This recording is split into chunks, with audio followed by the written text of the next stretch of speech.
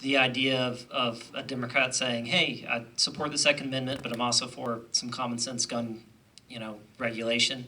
I'd say more specifically to what West Virginia's done, and David brought it up, is that, when I've talked to police around here, several of them have told me they thought we've gone a little too far with our open carry, that the people they're arresting are more frequently armed than they used to be. And I think when we start tearing down rules that make our public servants not as safe, it's a good gut check moment. We have a really long history of responsible gun ownership here, of passing those guns down. But I think we've lost sight of that tradition of gun safety too, in a couple ways. But the other thing I'd bring up to this, because the question was about kind of violence in schools.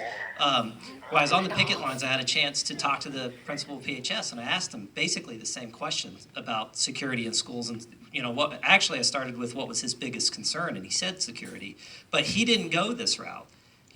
He went to the route of, if you want to increase the security in the schools, I need funding for integrative mental health programs starting in kindergarten. I need kids to recognize when they're having mental health issues sooner.